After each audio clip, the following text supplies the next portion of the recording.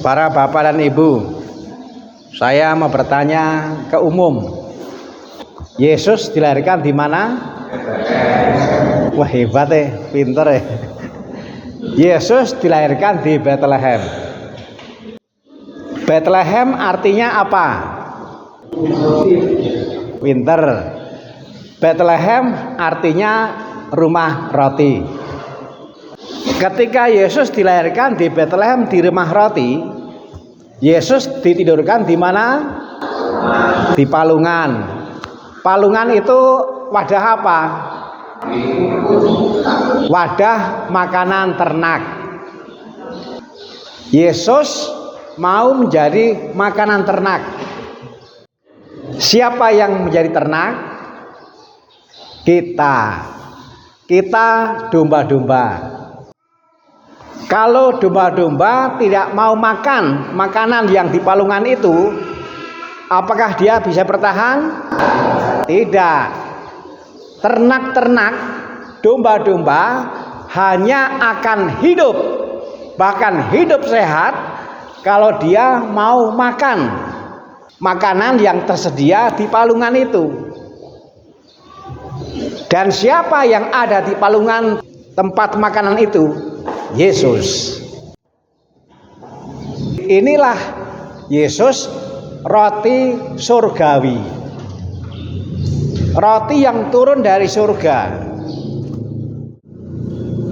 Tadi saya memperhatikan orang jajan. Saya itu senang memperhatikan hal baik yang dilakukan oleh siapapun. Saya menghayati bahwa orang jajan itu juga baik. Paling tidak yang saya lihat. Mengapa baik? Karena dengan jajan dia berbagi rezeki kepada yang menjual. Betul enggak, Pak? Betul. Lalu yang saya renungkan adalah, wah, ini hebat orang-orang jajan ini. Mereka melakukan yang baik dan dengan semangat. Lalu saya bertanya dalam hati, mengapa kok bisa jajan dengan semangat? Karena jajannya didorong oleh kesadaran sendiri. Hal yang baik, sesederhana, sekecil apapun, bisa dilakukan dengan semangat kalau itu dilakukan karena kesadaran sendiri. Ini soal jajanan yang memang baik untuk jasmani. Tetapi kita ingat, kita ini tidak hanya terdiri yang jasmani, juga ada yang tidak jasmani. Pikiran itu kan tidak jasmani. Sikap hati itu kan tidak jasmani. Cara berbicara itu kan juga tidak jasmani.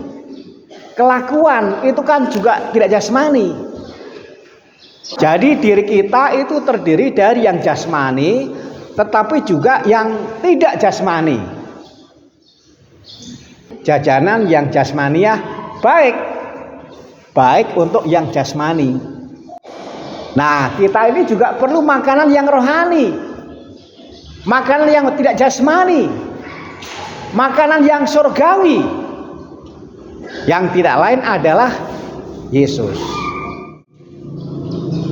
Saya itu merenung bagaimana caranya membangkitkan kesadaran terhadap pentingnya kita semangat karena diri sendiri menikmati makanan yang rohani, menikmati roti yang surgawi, yang tidak lain adalah Yesus sendiri. Saya merenung mengenai pikiran.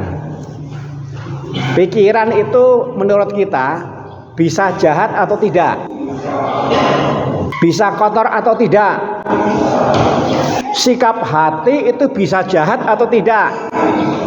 Bisa kotor atau tidak? Berkata itu bisa jahat tidak? Bisa kotor tidak? Kelakuan itu bisa jahat atau tidak? Bisa kotor atau tidak? Bisa. Kita sadari ini. Pikiran bisa jahat, bisa kotor. Begitu juga sikap hati, begitu juga cara berkata, begitu juga kelakuan. Siapa yang kepengen jahat, siapa yang kepengen kotor, nggak ada. Bagaimana caranya mencegah jahat, kotor? Bagaimana caranya merawat supaya pikiran itu surgawi, supaya sikap hati itu surgawi, supaya cara berkata itu surgawi, supaya kelakuan itu surgawi? Bagaimana caranya? Caranya sederhana. Kita harus seperti orang yang jajanan jasmani tadi. Kita harus makan yang surgawi, yang tidak lain adalah Yesus, tetapi dengan semangat, karena kesadaran, bukan karena kewajiban, bukan karena rutinitas, tapi karena kesadaran. Sadar bahwa kalau saya nggak makan roti surgawi ini, nanti pikiran saya bisa jahat, mulut saya bisa jahat, hati saya bisa jahat, kelakuan saya bisa jahat. Sederhana.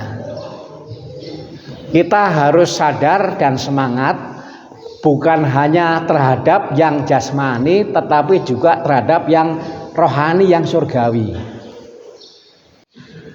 Bagaimana caranya yang konkret? Cara yang konkret adalah kita meningkatkan perhatian terhadap sabda Tuhan. Saya tadi duduk di sini melihat kelompok kur, semua pegang teks supaya bisa menyanyikan yang sesuai dengan teks. Nah, tantangan kita itu adalah bagaimana bukan hanya memegang teks lagu, tapi bagaimana kita ini juga biasa. Dan untuk biasa memang juga perlu latihan. Kalau kur itu detail latihannya, latihan memegang teks supaya bisa melihat teks dan melihat dirigen. Jadi kadang-kadang memegang saja, kalau kelompok kur itu latihan. Kebiasaan itu selalu dimulai dengan latihan yang dilakukan secara tekun. Nah, bagaimana kita ini juga mau latihan secara tekun, memegang kitab suci, membuka kitab suci, membaca kitab suci, karena itu adalah Yesus. Kitab suci itu tentang Yesus, sabda-sabda itu tentang Yesus, tuntunan itu ada di situ, tuntunan surgawi. Memang yang kita baca nggak berpengaruh terhadap jasmani. Kalau orang membaca kitab suci nggak mungkin kemudian dia menjadi kenyang. Membaca kitab suci bermanfaat untuk menangkal supaya pikiran jangan jahat, supaya cara berkata tidak jahat, supaya sikap hati tidak jahat. Saya percaya kita semua masih banyak yang punya kemampuan membaca. Nah, bagaimana kemampuan itu juga digunakan untuk membaca kitab suci. Dan kalau ada yang sudah tidak bisa membaca karena matanya ada gangguan, kita bisa minta tolong orang serumah yang punya kemampuan membaca. Tolong dibacakan, saya mendengar. Supaya apa? Supaya yang sehat bukan hanya yang jasmani, supaya pikiran juga sehat, sikap hati juga sehat, perkataan juga sehat, kelakuan juga sehat. Saudara sekalian terkasih, ada orang yang datang kepada seorang nenek. Orang ini curhat, "Nek, wah saya tuh pusing." "Kenapa pusing?" "Saya duitnya sering hilang, dicuri." "Loh, kamu nyimpennya di mana?" "Di dompet." "Kemudian saya beralih, saya taruh di lemari, di baju-baju, dicuri juga." "Lalu di mana lagi?" "Di kantong celana, dicuri juga." Di mana-mana saya nyimpen, pencurinya selalu tahu, selalu ada yang mencuri. Lalu orang ini bertanya, bagaimana caranya supaya ketika menyimpan uang nggak dicuri. Lalu neneknya itu berkata, simpen di kitab suci.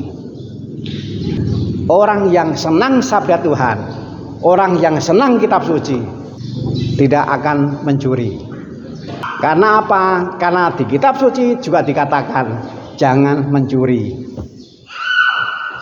Ini cerita sederhana yang mau mengatakan betapa hebatnya kitab suci, betapa hebatnya sabda Tuhan.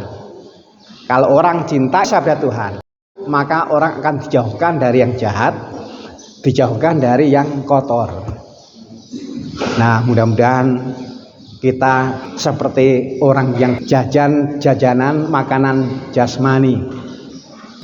Mudah-mudahan kita semangat, sadar kita juga harus jajan, kita juga harus makan roti surgawi Yesus yang juga dalam rupa sabda Tuhan, kitab suci. Tuhan memberkati. Singkirkanlah penghalang